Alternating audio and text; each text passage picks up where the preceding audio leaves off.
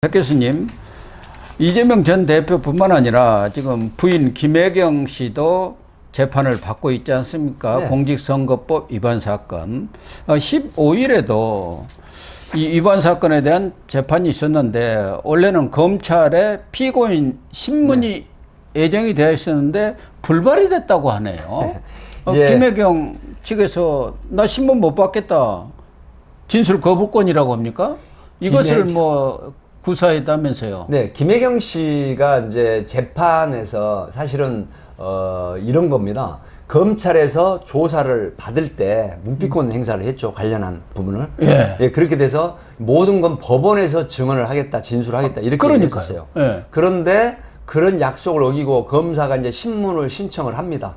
그래서 신문을 하는데 일체 묵부답하고 그다음에 변론인 측에서 어떻게 지금 했냐면은 형사소송법에 규정된 대로 피고인의 이익을 위해서 어떠한 그 신문도 하지 않겠다라고 했습니다. 이렇게 돼서 상당히 공방이 이제 법정에서 예상이 됐거든요. 검사 쪽에서는 뭐 공격을 했으면 변로인 김혜경 씨 변로인 쪽에서는 이거는 법에 보장된 권리다라고 했는데 결국 재판부가 이제 3자 대면을 했습니다. 그렇게 해서 어떻게 됐느냐? 이 전방위적으로 보면 김혜경 씨가 다른 지금 법화 유형 의혹에 대한 수사를 받고 있기 때문에 피고인이나 피의자의 그 보장, 권리 보장을 위해서 본 법정에서는 피고인 이 신문에 대한 검찰 측 신문에 대해서 불허하겠다. 그리고 피고인의 이익을 보장하겠다. 이렇게 돼서 결국은 신문이 무산됐습니다. 그 지금 조국 혁신당 대표만 하더라도 그동안 수사받을 때는 나 법정에 가서 다 얘기하겠다 해놓고 법정에 가서는 또 안 했죠. 진술 거부권 행사해버렸어. 그러니까 검찰이 그 얘기 아닙니까? 지금 김혜경이도 수사받을 때는 묵비권 행사하면서 법정에서 얘기했다 해놓고 법정에 가서는 또 진술 거부권 행사해버리니까 그러면은 앞으로 수사기관에서 피해자가 진술을 거부하면은 신문조서도 만들 수 없고 조사 자체도 못하는 것 아니냐. 이렇게 되면은 곤란한 것 아니냐. 이걸 이제 재판부한테도 좀 강력하게 문제 제기를 한 것 아니겠습니까? 네.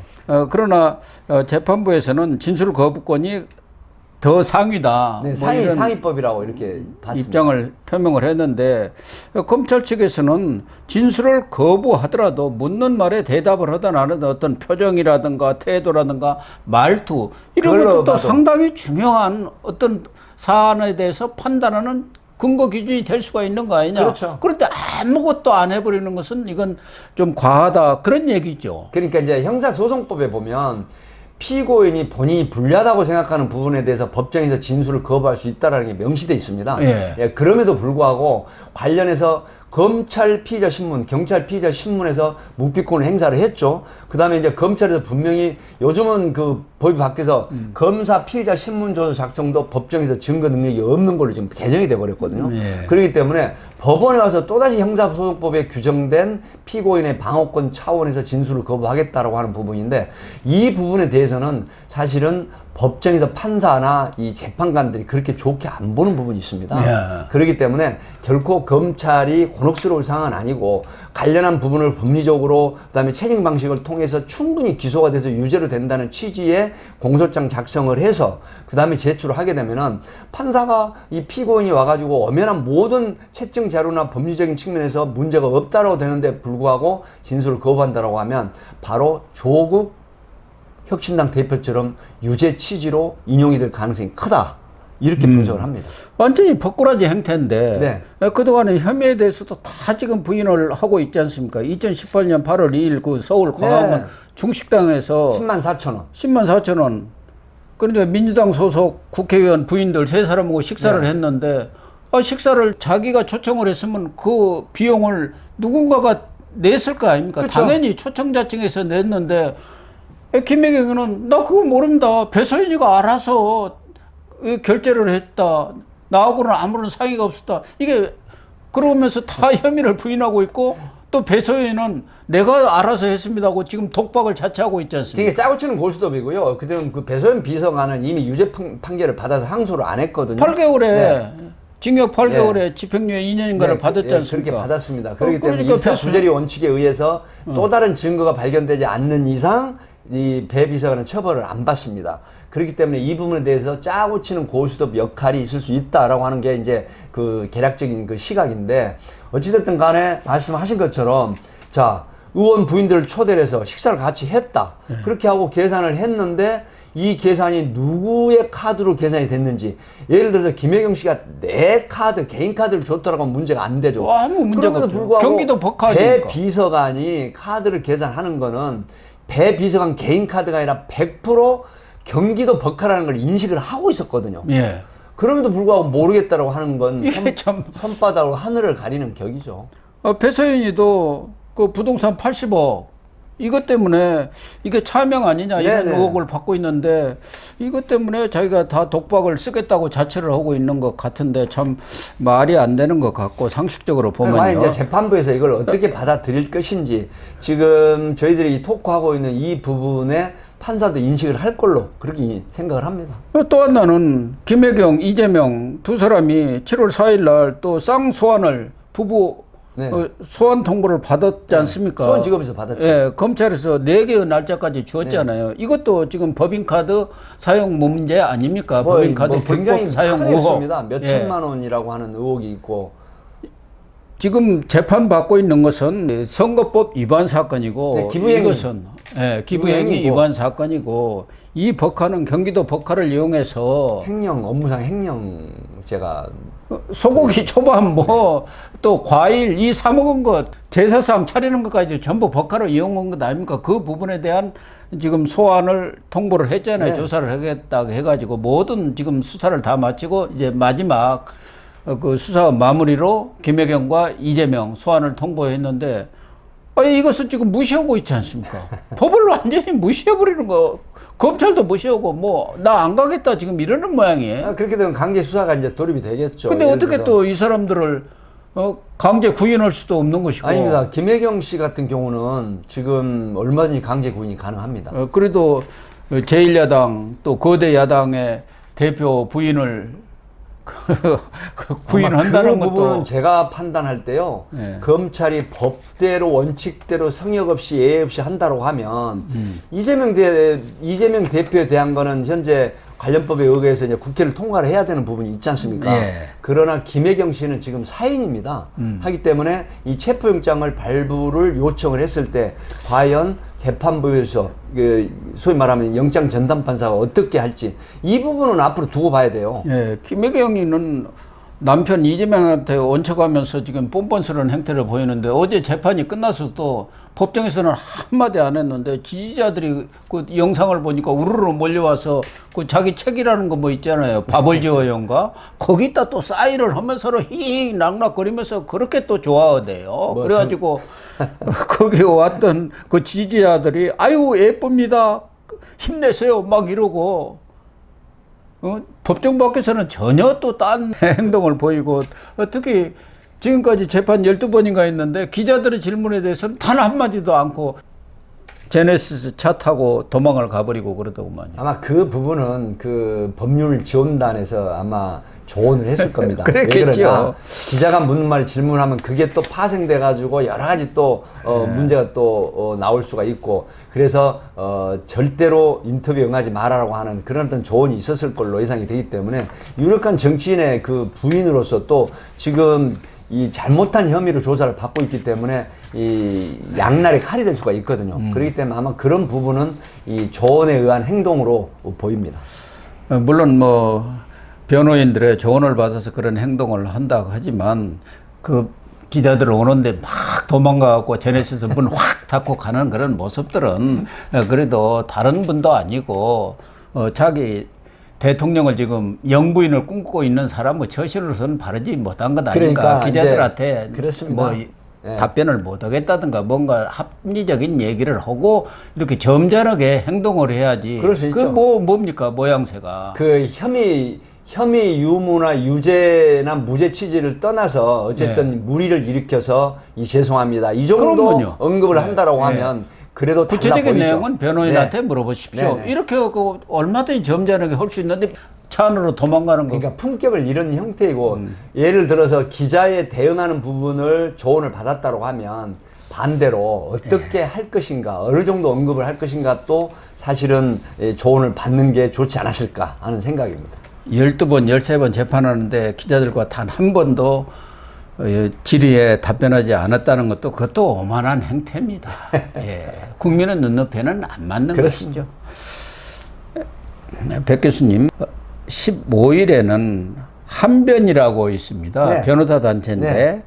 한반도 인권과 통일을 위한 변호사 모임이라고 해서 보수 성향의 변호사 단체고 대한변협 다음 가는 정도로 상당히 그렇습니다. 큰 변호사 단체인데 거기에서 사법파괴 대책 및 헌법 수호 세미나를 열었습니다. 주제는 민주당 이재명 대표 방탄과 법치 파괴가 이 주제가 됐는데 거기에 전직 검찰총장이라든가 또 헌법재판관 또 고검장 또 유명한 대학 교수들 이런 분들이 나와 가지고 이재명 대표의 그런 방탄 행위 이 부분에 대해서 상당한 수준 높은 뭐 비난과 우려를 토해냈네요. 네. 예를 들어서 지금 이 검사 탄핵 같은 부분도 거론을 했습니다.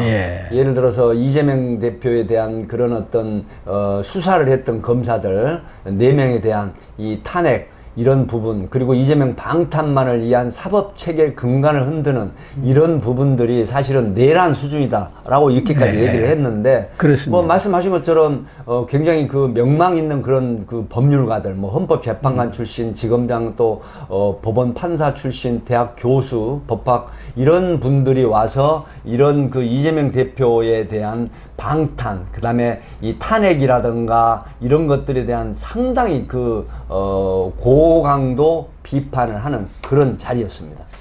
그러니까 김영훈 대한변협 회장도 혼란스러운 전국 상황 속에서 피로 쌓아 올린 민주주의와 법치주의, 헌법 가치가 훼손되고 있다 이런 얘기를 내놨고 이원재 한변 회장도 직권욕이라는 광기에 사로잡힌 이재명 대표 여러 추악한 범죄로부터 시작된 전대미문 후 헌정질서 파괴 행위가 심각한 국면이다. 이런 얘기를 했고 특히 한상대 전 검찰총장 전직 검찰의 모임인 검찰동호회 회장도 맡고 있는데 요즘 상황은 거의 해방 이후 내란 수준이다. 이재명 대표와 그 추종자들이 벌이고 있는 법치 부정이 극단으로 치달아서 자기를 수사한 검사를 탄핵하고 방송 계획을 막겠다고 방통위원장을 탄핵하고 이것이야말로 법치 훼손이자 헌법 파괴다. 이렇게 목청을 높였습니다. 특히 문효남 전 고검장 이런 분들은 자유민주적 기본 질서의 본질적인 내용은 법치주의와 권력 분립인데 이것을 훼손하는 정당은 유언 정당으로 해산의 사유가 되는 것 아니냐 이런 주장까지를 했습니다. 권성 전 헌법재판관도 사법위기를 조성한 책임을 방치한 그런 책임은 일부 사법당국자도 있고 우리 국민들도 있다. 정말 법관, 검사들이 나서야 한다. 이런 주장을 권성 대법관 같은 분은 굉장히 법조인으로서 그 존경받는 분이거든요. 네. 서울중앙지법에서도 근무했고 제가 현직에 있을 때도 좀 이렇게 뵀던 분입니다. 장영수 고려대 법률 법학전문대학원 교수 아주 유명하신 분 그렇죠. 아닙니까? 뭐. 우리 헌법학에 아주 상당히 권위자로 이렇게 알려진 분인데 이분도 4명의 검사에 대한 탄핵 소추 발의를 한 것은 그동안 이재명 민주당은 자신들에 대한 수사를 표적 수사라고 했는데 그렇게 비난하더니 이번에는 표적 탄핵을 한 것 아니냐. 민주당이 지금처럼 전방위적인 압박을 계속하다 보면은 분명히 국민들이 들고 일어날 어떤 방아쇠가 될 사건이 발생할 것이다. 이렇게 예고를 좀 했습니다. 우리나라 법조계의 원로라고 할 수 있는 사람들이 이재명 대표가 벌이고 있는 이런 방탄 행위 이것은 정말 헌법 파괴고 민주 질서에 대한 파괴 행위다 이런 우려를 토해낸 것 아니겠습니까? 그러니까 국민들이 지금 입법 독재라고 하는 그 표현을 하고 있지 않습니까? 예. 소위 말하면 입법 권력이나 입법 독재라고 하는 부분인데 사실 입법, 사법, 행정에 있어서 이 삼축에 있어서 정말 누구라도 보면 이 보편타당한 사회상규상 긍정적으로 인정이 될 만한 이런 어떤 법률적인 행위라든가 그다음에 추진이라든가 그다음에 발족이라든가 이 발의라든가 이런 부분이 있어야 됨에도 불구하고 누군가 많은 국민들이 볼 때 이재명 대표의 사법 리스크를 최소화하기 위한 방탄 행위로 보거든요. 네. 그렇기 때문에 어떤 혐의가 있어서 수사를 하는 검사를 탄핵을 함으로 해서 탄핵 소추를 함으로 해서 그 수사에서 일정한 동안 직무 정지가 되고 그렇게 되면 또 다른 검사가 와서 수사를 진행을 했을 때 굉장히 심리적인 위축을 갖게 되는 부분이거든요. 네. 그런 측면을 노리는 노림수다 이렇게 보는 것이고 어쨌든 지연 재판 지연 전략이라든가 그다음에 나를 수사를 했던 이런 검사들의 탄핵 소추 이런 부분들이 전체적으로 보면 수사 체계를 흔드는 것뿐만이 아니라 사법 체계를 흔드는 거거든요.